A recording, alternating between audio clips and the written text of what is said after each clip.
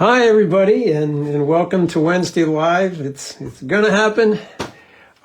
Jury duty is all done and over. So, today I wanted to talk about the compositional aspect of circulation, just how the eye moves through a painting, and concentrate on some of the different ways you can do that. I want to use this little street scene from Granville in France, but I also want to show you some things to look out for. So what we want in a painting is, we've been talking about shapes, we've been talking the importance of that, we've been talking about placement, those sorts of things.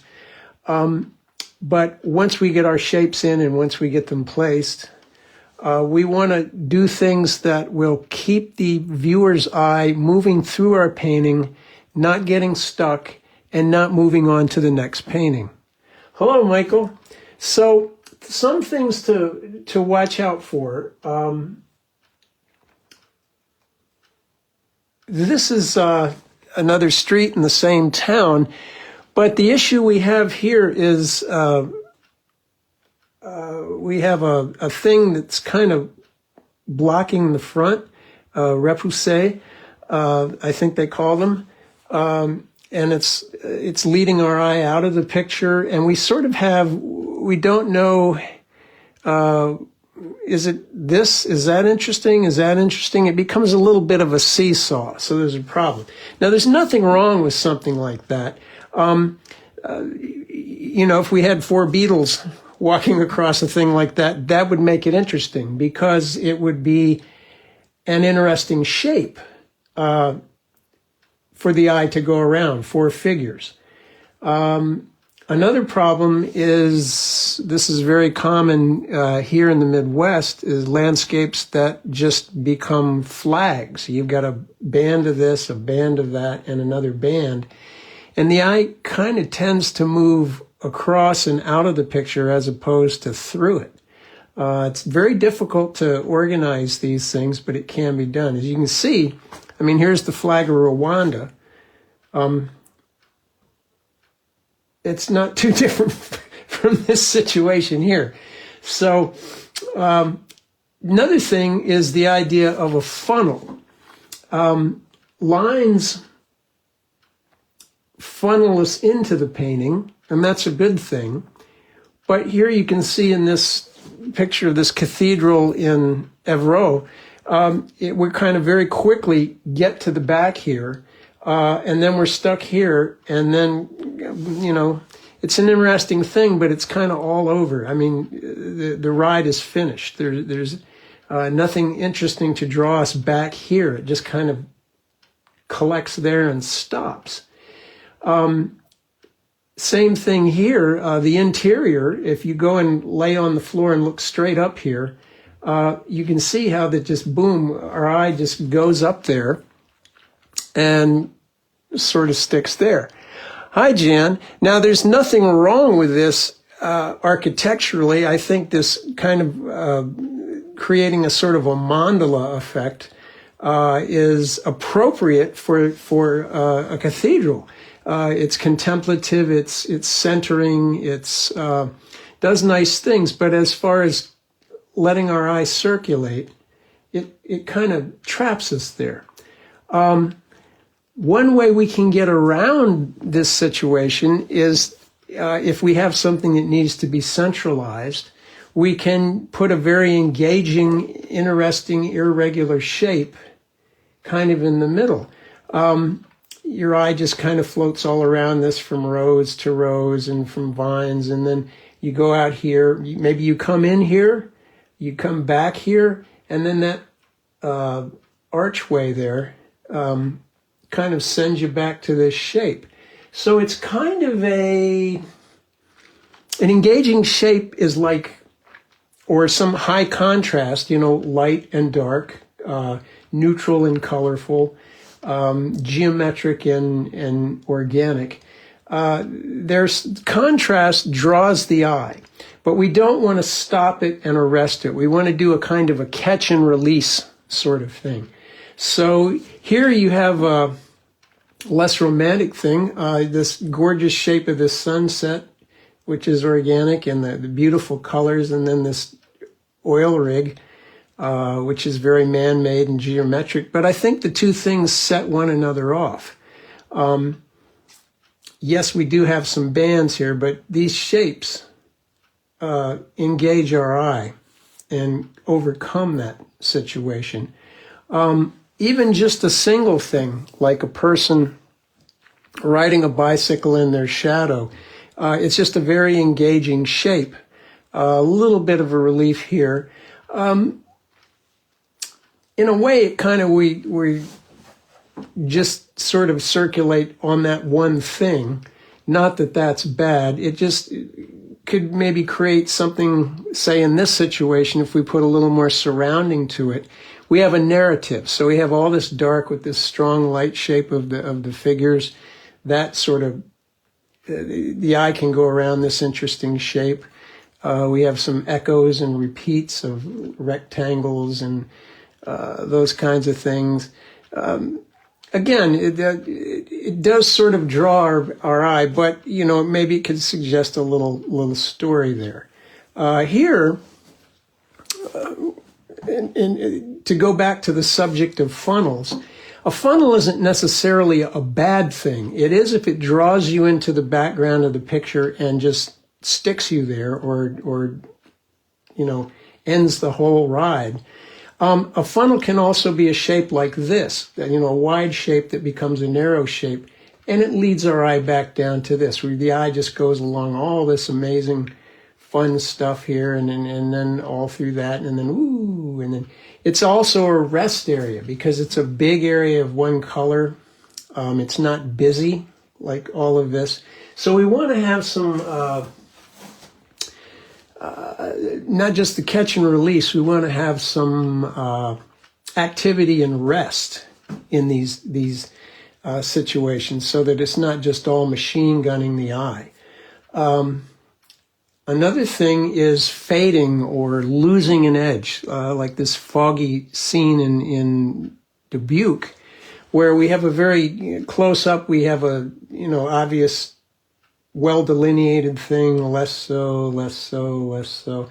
And with just this kind of some mystery and some rest. And then it just sort of, that shape kind of funnels us back down to the action here. This isn't perfect. It'd be nice maybe if there was some sort of interesting rock or thing here, but we kind of fade out back here and then maybe come back on here. So keeping the eye circulating and not getting stuck somewhere, not exiting the picture too soon, and having some rest area, having some active area. Now this is very, very active on both sides, the windows.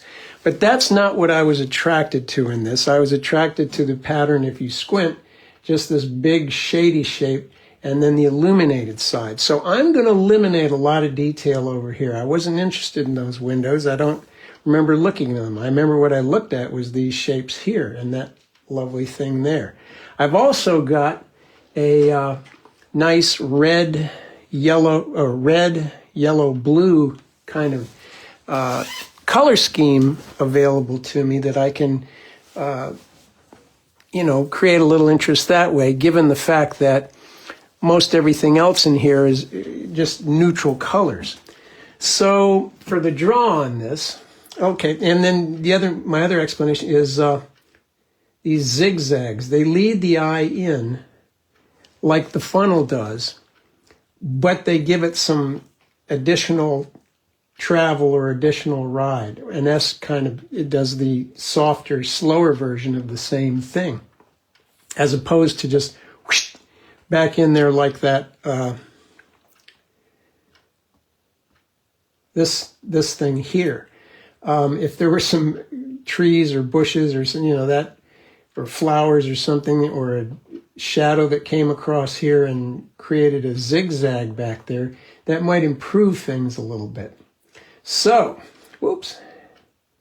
How are we going to do this? It looks like about a third of the way over is where all that happens. So I'm just making a line there, but it's going to, just going to look at that shape and see what it does.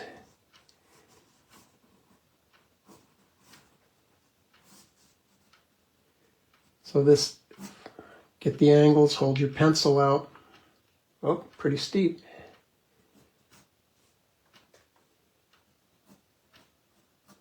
I'm just doing this lightly. I'm not going to have every chimney pot. I'm more interested in getting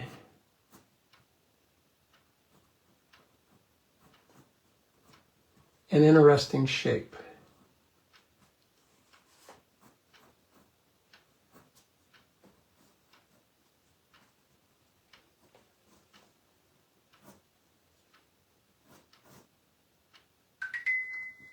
Now, over here, I want to figure out about where top of the street comes. We get a very complicated situation here.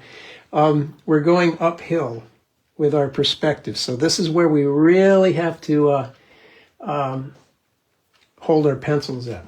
The reason I taped that off, Jan, is because this rectangle is, I want the two rectangles to be the same proportion.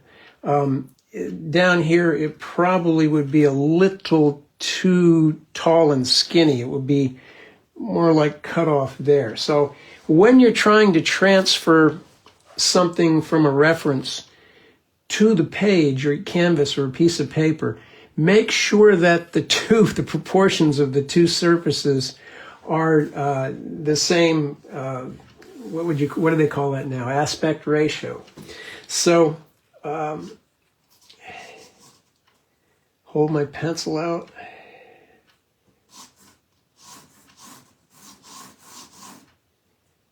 My pencil, that's steeper, yep. Okay.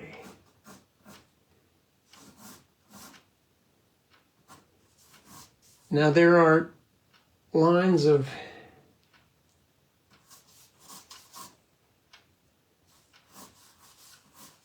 I'm just going to get construction lines in here first.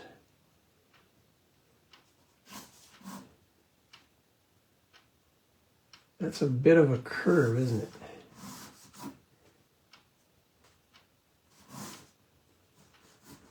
I'm not going to put this X in, that yellow X. I think that would create too much of a distraction towards the front here, which I don't want. Oops.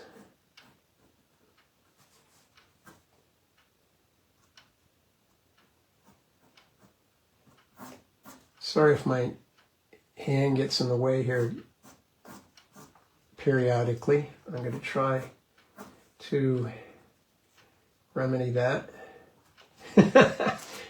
So, vertical lines for my windows and doors.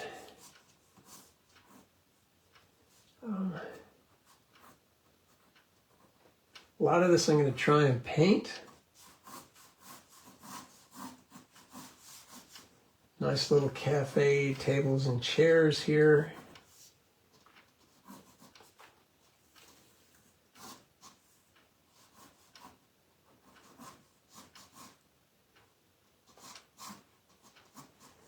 Now there's a street coming out here. There's a car or two cars. First I'm going to relate to them as rectangles. And where are they? Okay.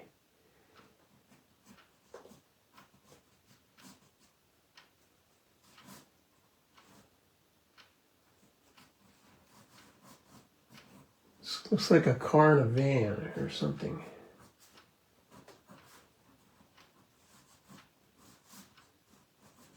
Creating a nice, interesting in and out with the shadows there. I've got some people walking here.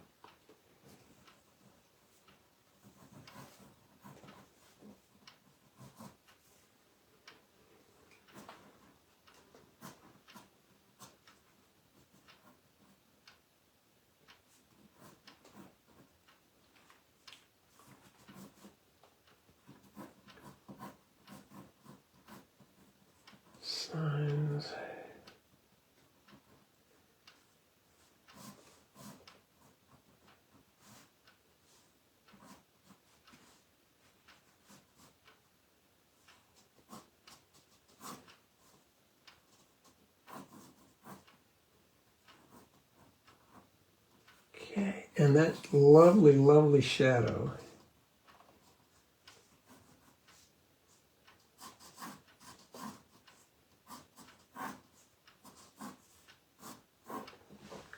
Drawing for position. A lot of this is going to get painted as we go. Now I have to find kind of where that's somewhere in there.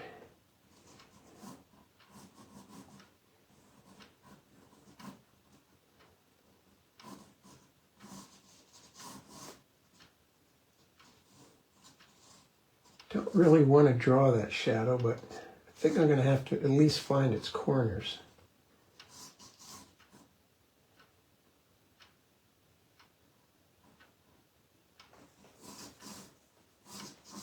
I might actually put something else in here too to stop that.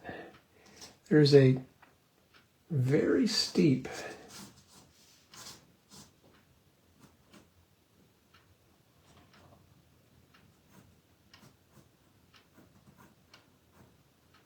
business going on here. That needs to come down. Now that I've got the correct line, I'll erase the bad line.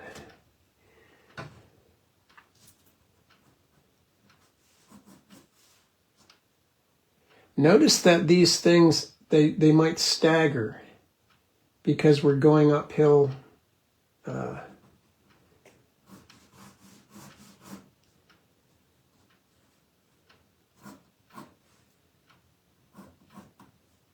A little bit of light sneaking through on that side of that building.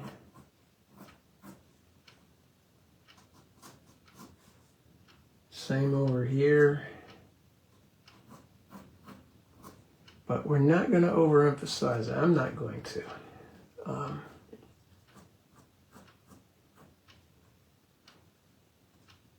Lovely TV aerials. I'm going to start suggesting some windows and those sills that are casting some nice shadows there.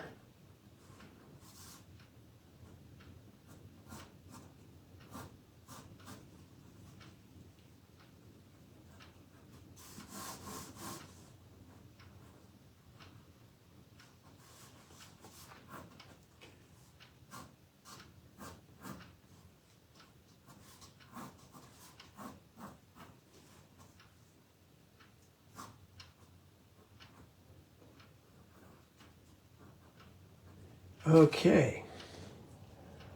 Now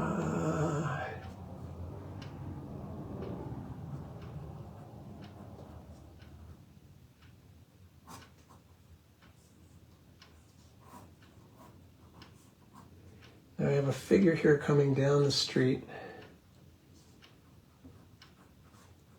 with her shopping bag.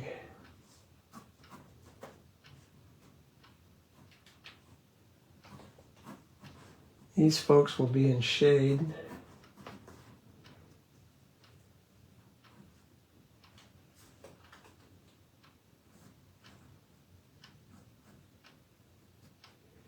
Okay, I think I've got what I need here.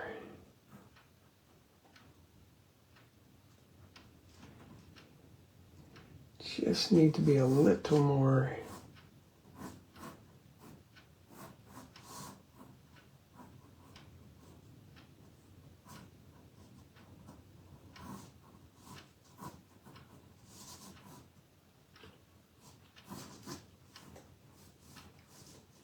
okay. Maybe I will have that. There's a urn or something out here. I might suggest that. We'll see.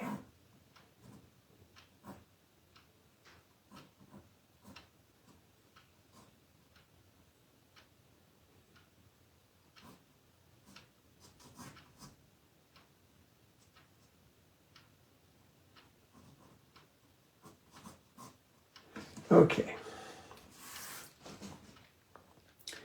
I think that's going to have to do it. So, mixing up some paint. I'm going to get a big mop. 12 or a 14. Gonna mix up some yellow ochre. I've got a lot of different colors here. These are going to be runny mixes.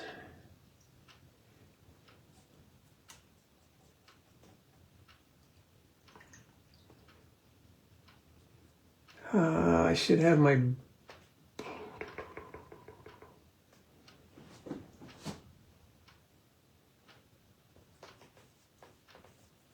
It's going to look dark at first. Let's put a little orange in it.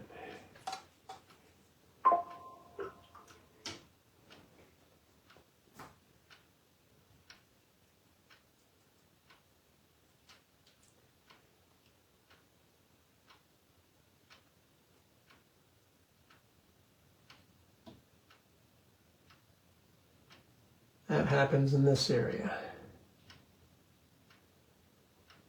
Put a little bit of burnt sienna in it. Or maybe some neutral tint and burnt sienna.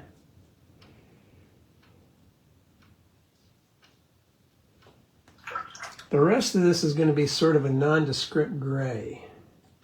So I'm going to put some blue into that yellow mix and some alizarin to get a gray, a little more blue to get a... Hi, Judy. Okay.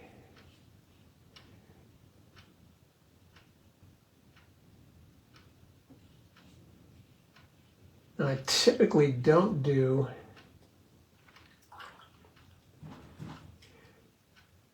I'm going to mop some of that out because I want it lighter. And now I'm going to make it a little bluer as I go over here. Don't matter if I get into here because those are neutral colors as well. There's some light stuff there. Letting that bead down here. I want to, let's see, yeah, a little bluer, perhaps back here. Okay, our sidewalk is changing colors on us. Maybe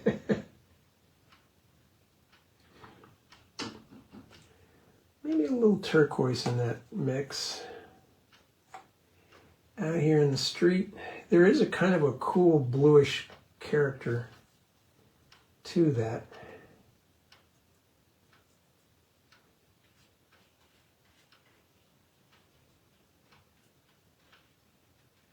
Now the rest of this, I'm going to put more burnt sienna, more ultramarine blue.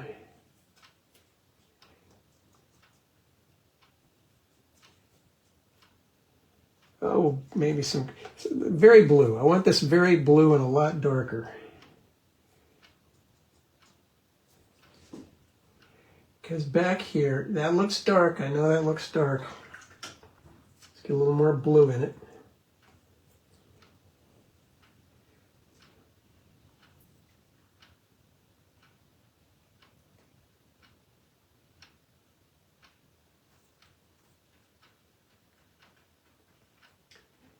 Now, as I come over here, I'm going to begin putting more burnt sienna into this mix. It's going to look. This is decidedly the holy mess stage that we're in right now.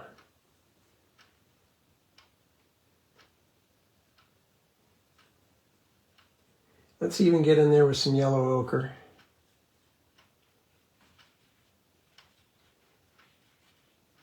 I'm interpreting this in a very shape-like fashion.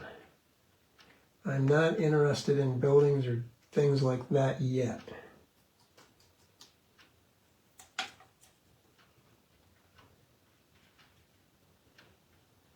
Yeah, there's some light stuff over there, I know, but even my figures,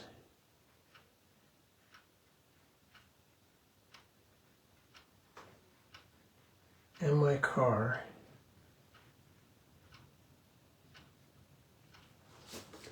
are pretty dark.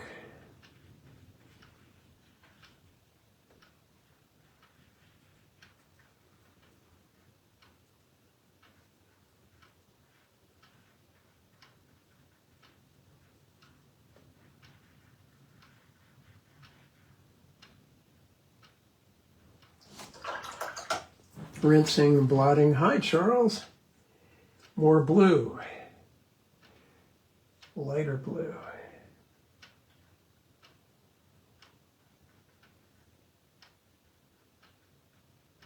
And I'm going to go back to my brownish mix, maybe with a little bit of yellow ochre in it, and come down here. Oh, yeah, okay.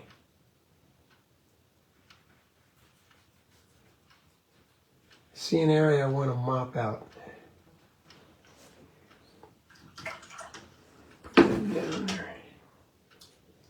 It's still wet. I'm rinsing, squeezing, and I'm going to pull through here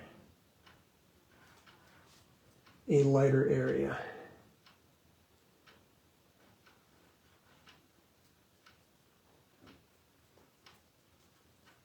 Clean up some of these edges. Now I'm going to let this dry. Rinsing, squeezing.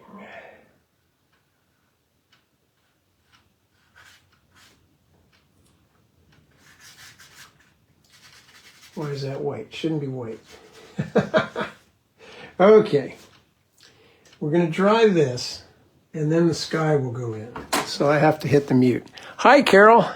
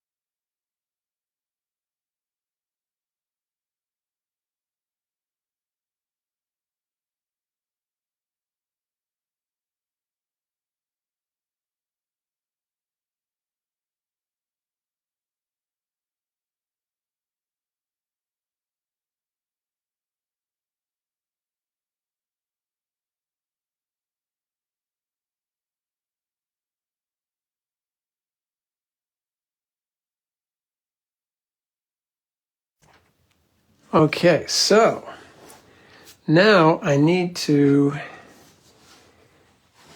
mix up a sky color, which I am going to get my mop again. Where did I put it? There it is. Use a nice clean cerulean blue.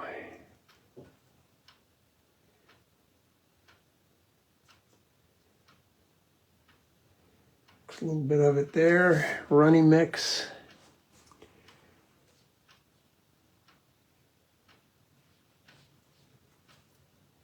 Now I don't have to be too careful along here because there are some things that are going to be darker as we detail the tops of those buildings.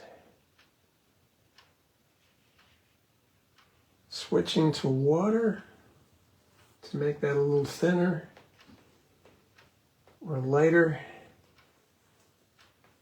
as we go down.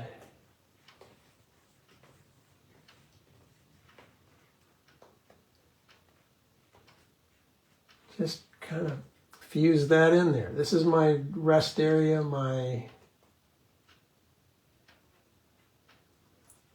area of obscurity.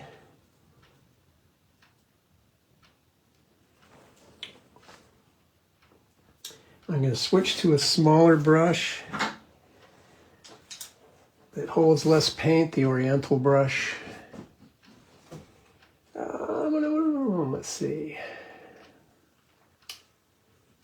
Well, I may need to dry, yeah, I think we need to dry that just to be safe.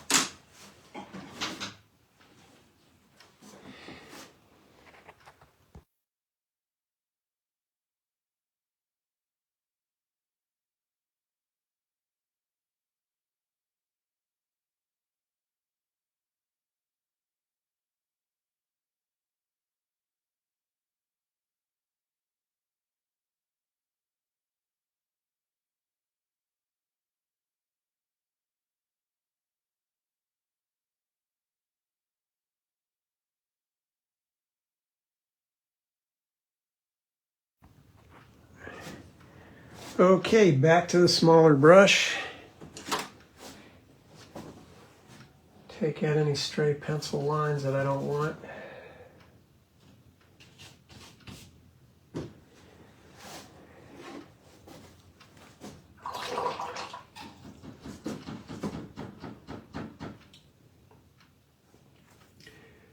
Over here in this warm area, I'm going to make that a warmer brown. Oh, maybe not. That orange doesn't look right.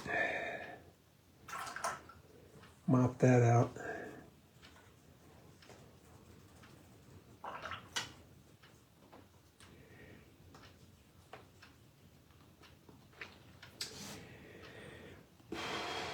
I want to start finding some of these windows. So I need an ochre sienna kind of color.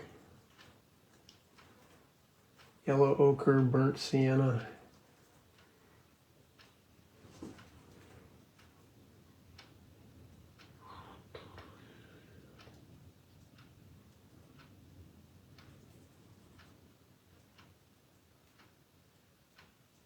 These are more of a bluish grayish.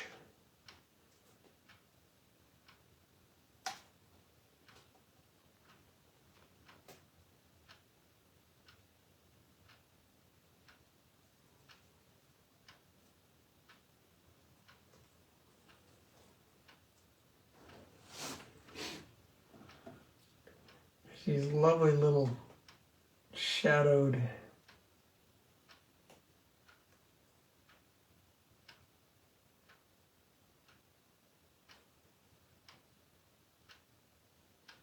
I guess they're little sills or something.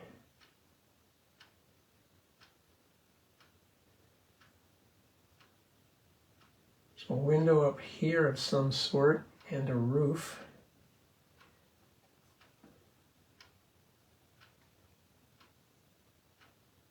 One of those slanted roofs. This whole roof thing here, or it's an eave, I'm sorry, it's not a roof.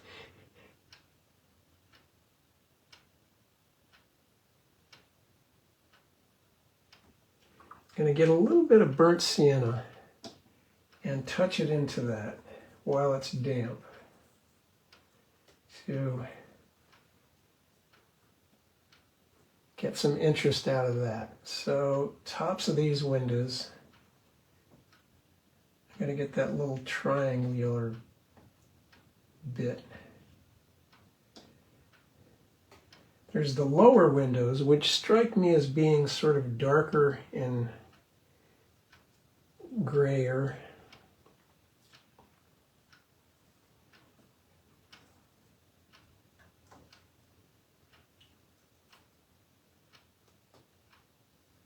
There's a, right now I'm using, hello Lisa, I'm using mixes of burnt sienna, ultramarine blue, and just on the lookout for shapes, some kind of awning type apparatus here with a,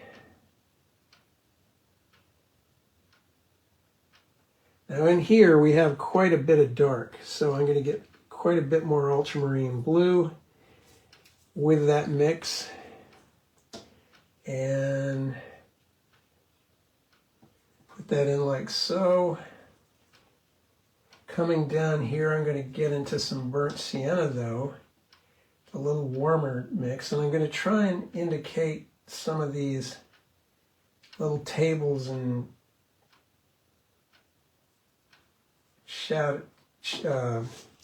chair things and the shadow cast by them.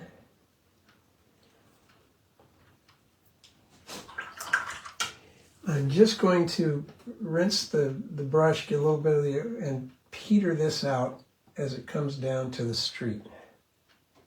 Go up to the street. I've got some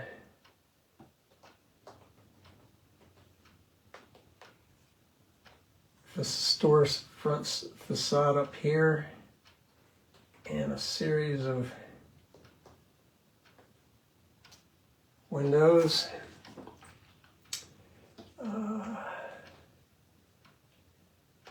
Okay.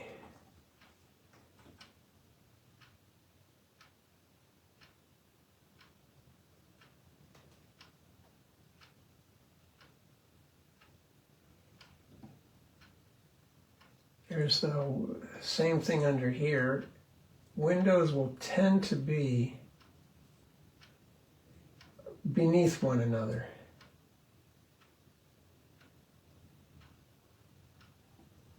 Like so.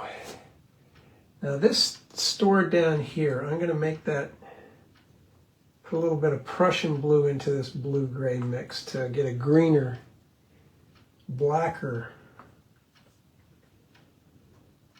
So it's blues and browns here for these dark mixes. Occasionally I throw in some red. Hey, Becky. Hi, Jenny. Just use this to frame that figure to come. Blonde lady in a red jumper.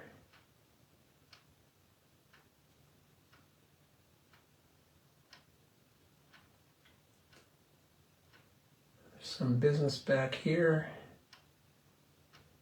Gonna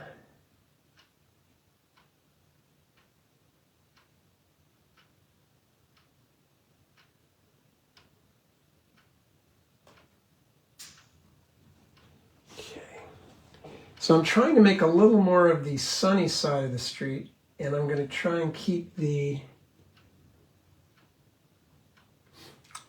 shadow side of the street a little more mysterious. Now, let's get some browner mixes. Let's work our way across here. Boy, there's a lot of stuff back there, so let's just keep it mysterious.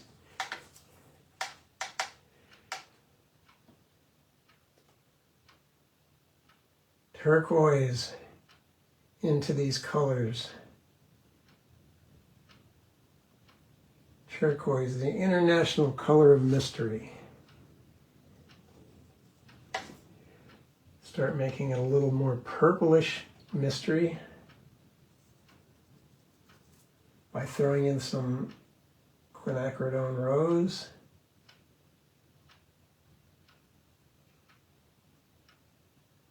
Just suggesting some business back there. I'm not going to get too crazy about it.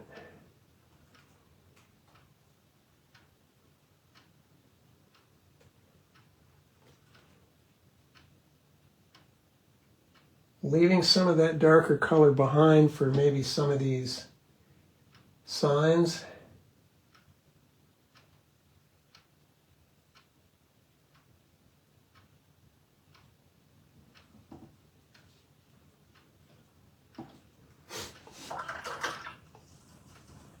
Put a little more of the alizarin in that.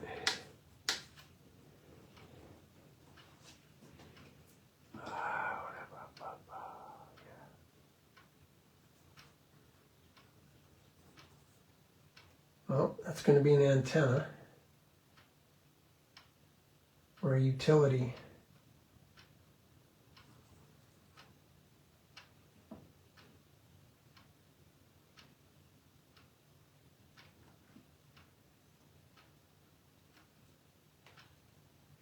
This is an important what I call a pinch point or stopping point.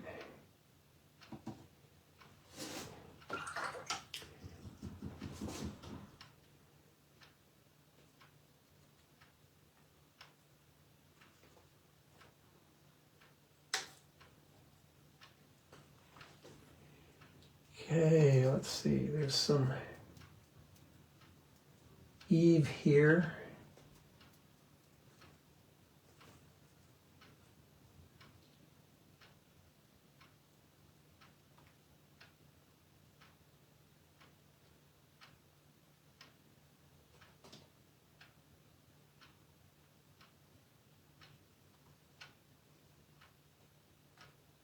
some windows.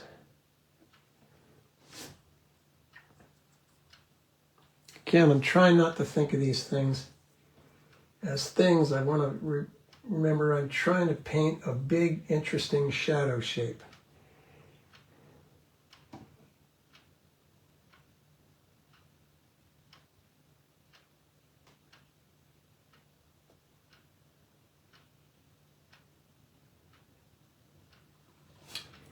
Yeah.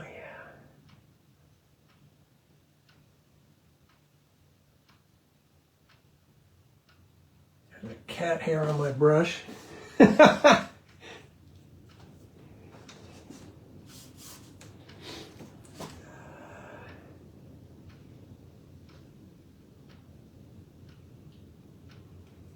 going to put a little turquoise or that back window there.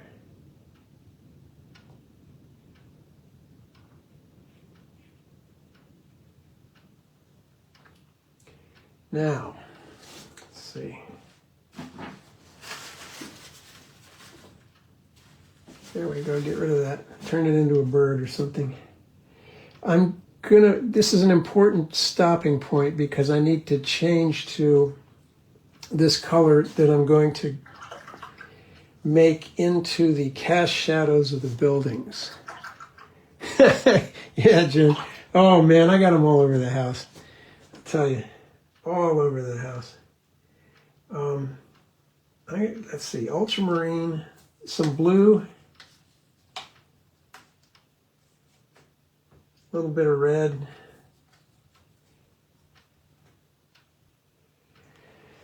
Make lots of it.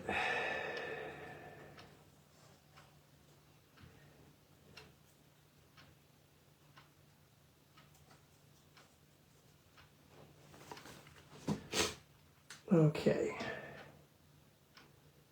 Oh boy. I'm always sorry that if I don't make enough of this stuff, so yeah, burnt sienna, blue, some kind of red. Alrighty, here we go.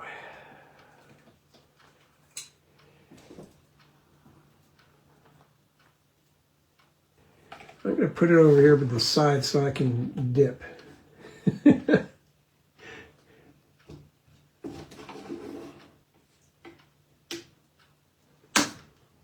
Oh, there we go.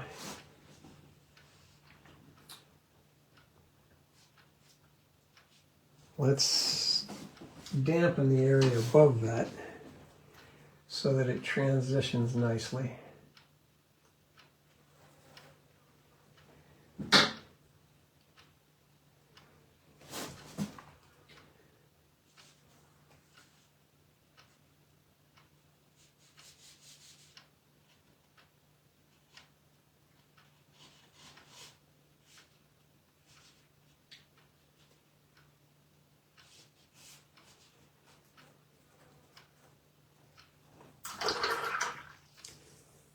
Need to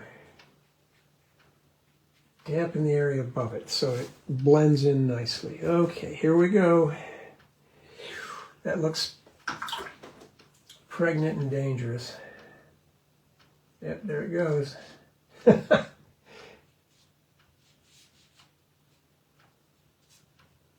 And I lost the area that I wanted to keep open. Let's see if I can.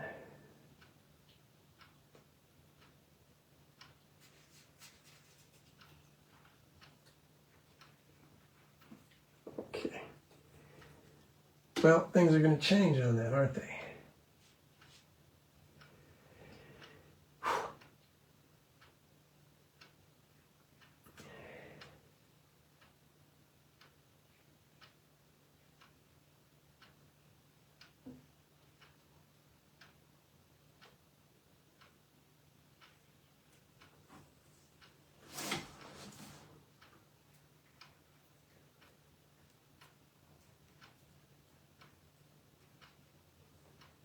Yep, didn't make enough.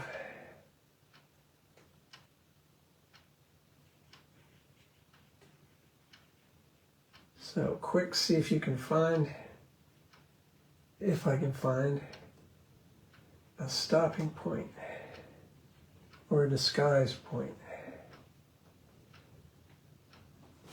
I might get away with it. I might get away with it.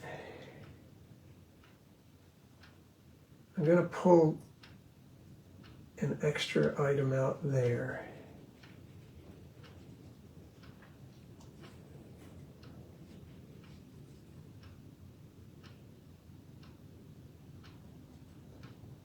We don't know what it is.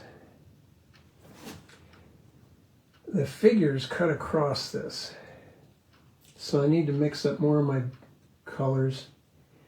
Burnt sienna, ultramarine blue, a little bit of alizarin.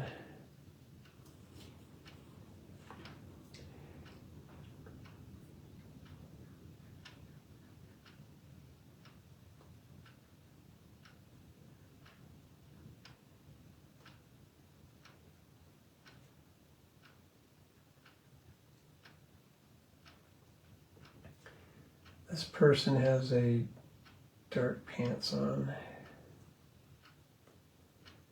There's going to be some other stuff there. Let's get some, as we get closer to,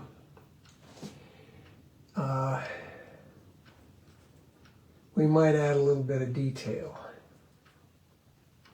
on this side, but not much. I'm trying to be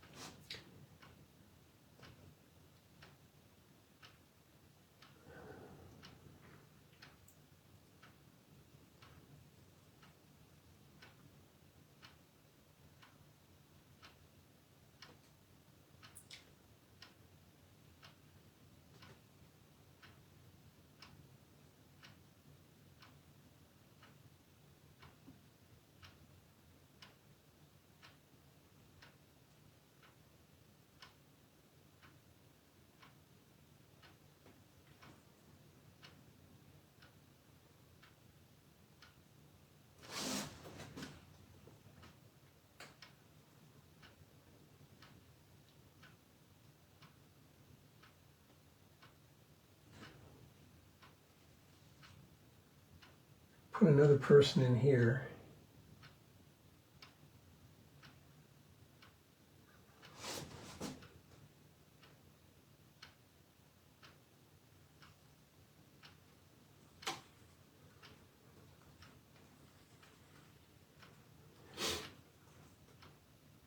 Not that brown, maybe a little more blue.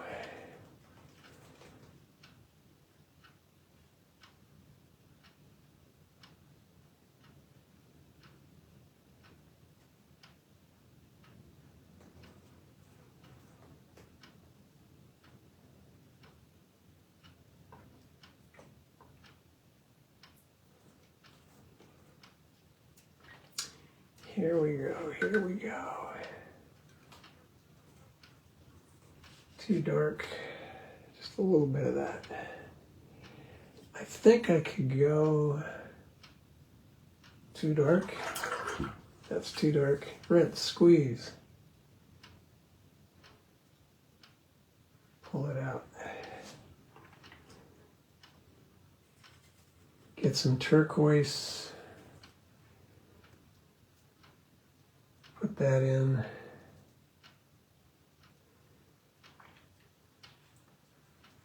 Cools it down.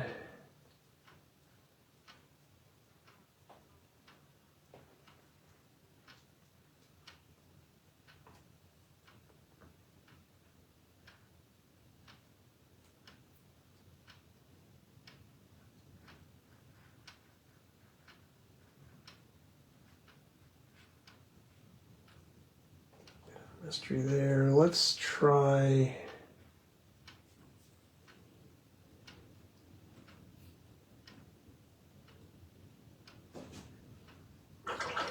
a paler, this I'm glazing now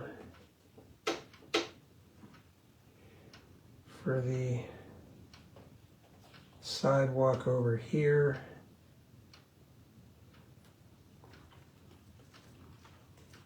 I'm going to dry this so I can put some lines through that.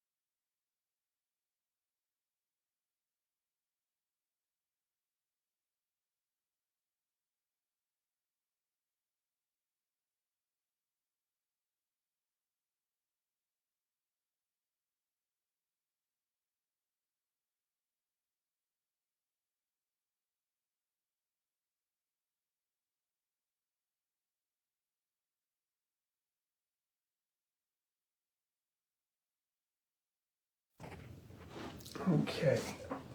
I feel a little safer now about doing any little glazings and bits like that. Oh, well, that's a good question, Susan. I'm going to use some red on the tail lights of the vehicle and on this woman's jumper, for example.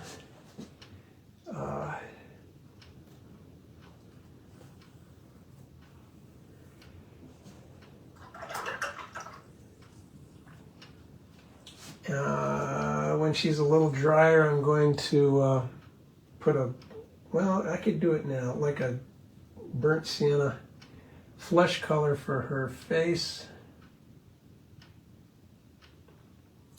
These folks are going to be detailed by putting more or less highlights on their shoulders. Let's see, with something like a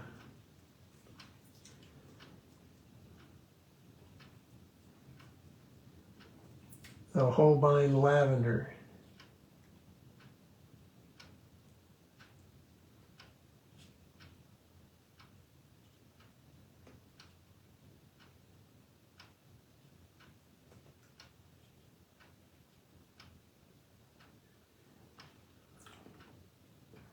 I may suggest some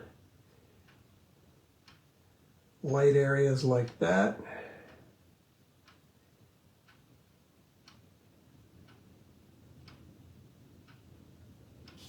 Maybe not that. What I want to do now is glaze some. So just some of that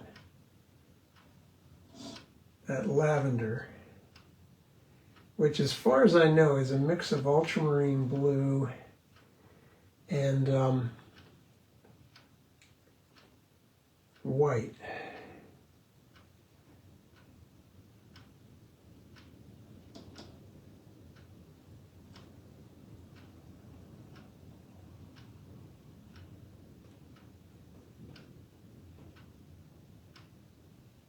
Deepen that bit back there. Maybe a little bit of that here. Cool that down. I can see that my street needs to be a little less clean looking. Needs to be older and funkier.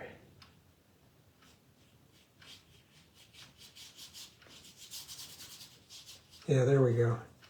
So just a nondescript mix of most everything that's we've used to this point. I might try to rub out this little spot, but something dribbled there. Who knows? Yeah. I'm going to detail them a bit more. I'm going to put, let's see, let's get something really pointy. Orange and red right out of the pocket for the lights of the vehicle.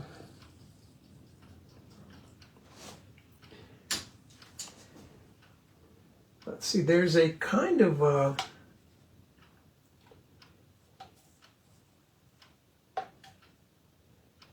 umber gray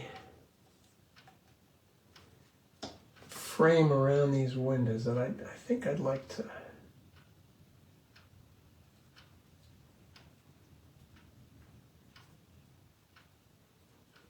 do. I want to, when this area is drier, I think I want to put in the bollards or posts or whatever those things are. Bit of a sill underneath these windows. A darker portion at the tops of those windows. Same here. Let's suggest a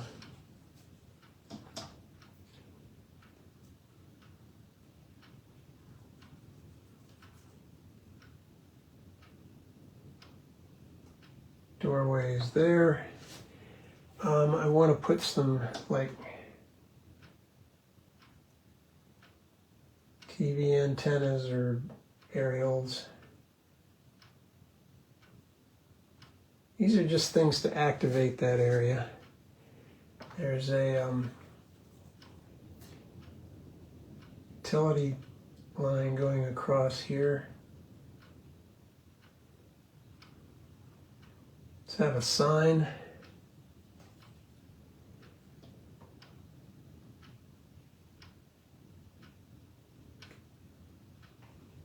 And I'm going to get some of that lavender and put that in there. We have a streak of that there. I do need to begin putting in some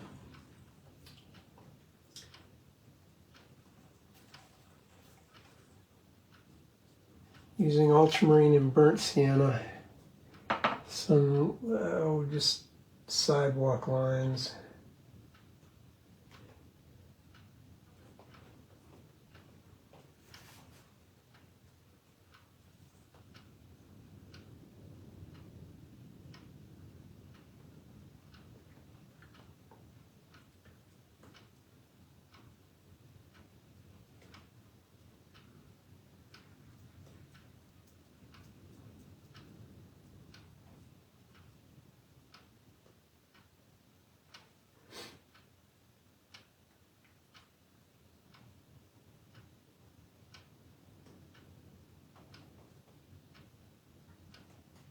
For a shadow.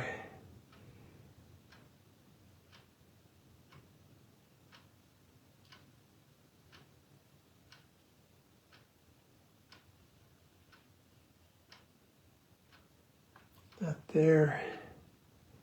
Maybe a little more dark in here. I'm going to peel it at this point and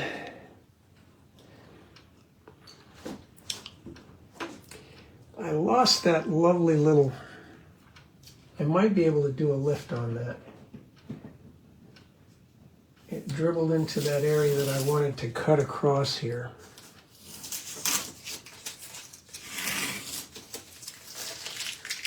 But the idea here was I want to have the eye travel along these things, catch on this thing, catch up to here, be funneled back, have things to do. I could probably have a street light out there. That might look nice. There should be some connections going left to right that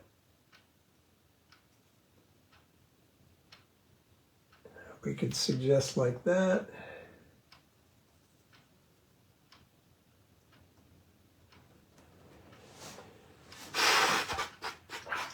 Let's get a stiff brush and see if I can lift that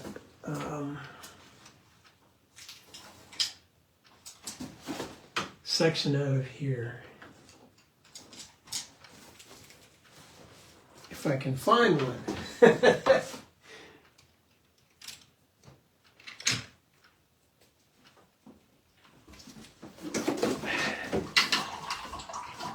Use some clean water.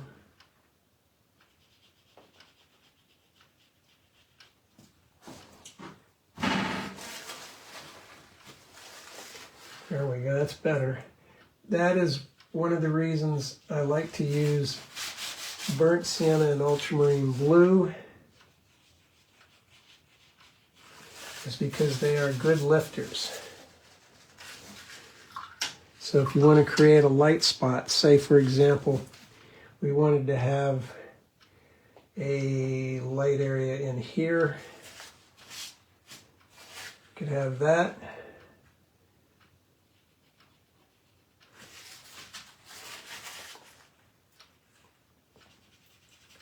Loosen something up here, we could do that.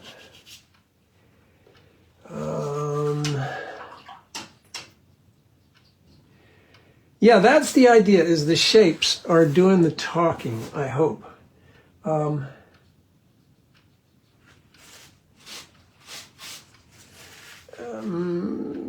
always squint. I'm sure when you're looking at this, you can see a lot of light here.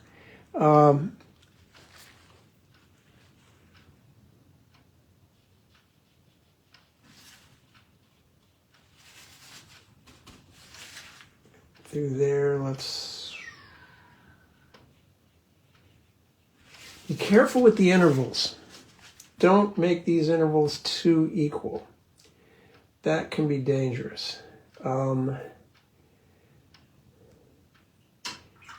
Particularly with buildings in a street scene, you're going to want them to look as though they're wider apart here, narrower, narrower, narrower. So there's a roof line like that.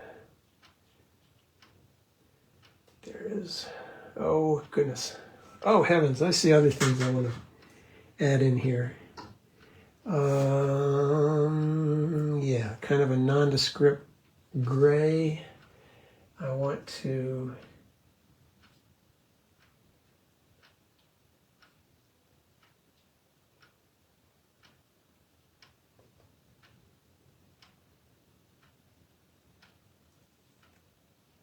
get above that.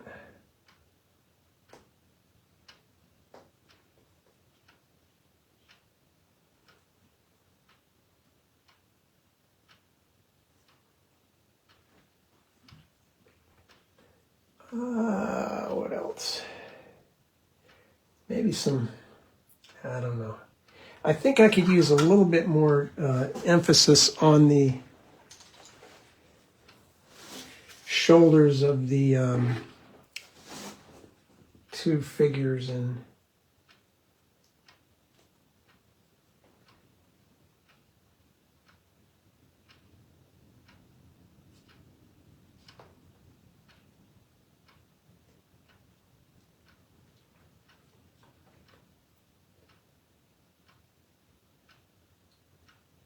some who knows what back there.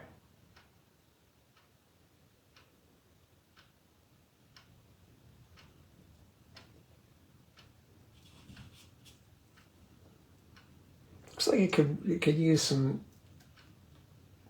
something in here.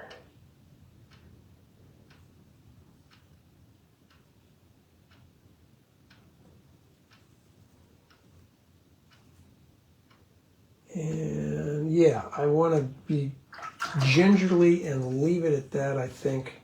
And then, oh, I know, I see something.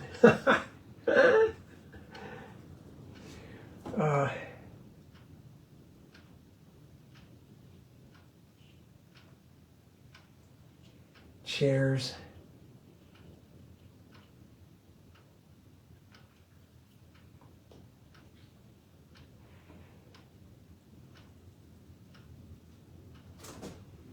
But the idea is try to have a lead-in for your painting. Try to have places that are grab the eye but release it and go elsewhere. Now the release can be accomplished by having other shapes or interesting things that pull the eye to them, and then areas of high contrast will generally affect that. Thank you, Carr. Areas that are engaging shapes.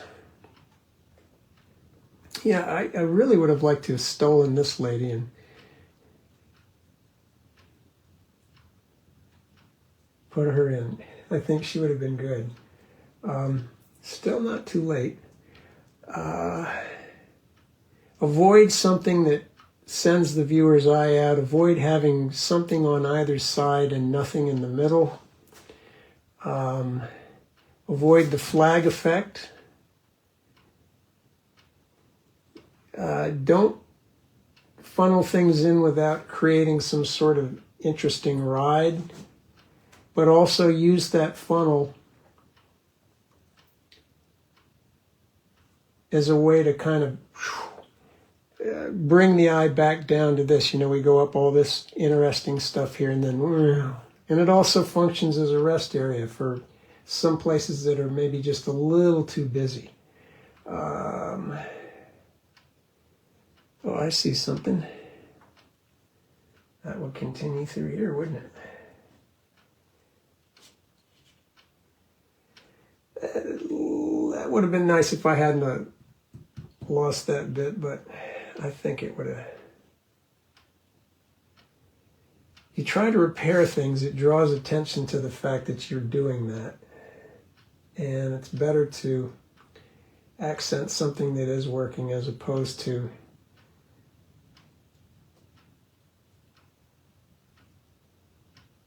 creating a obvious eyesore.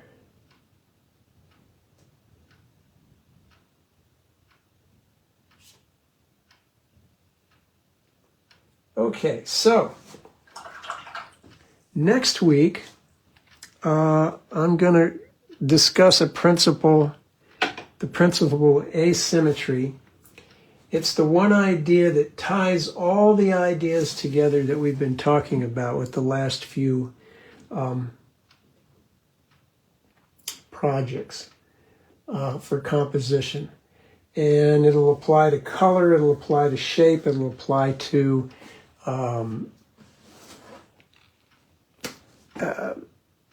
values. It applies to everything in painting and creates composition in a good way.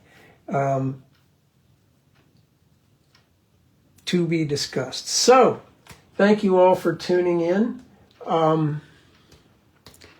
You know, I'll tell you, I am looking for an alternative to Facebook. If anybody can, that we could do something like this. If anybody knows of something like that, message me or mention it. And, you know,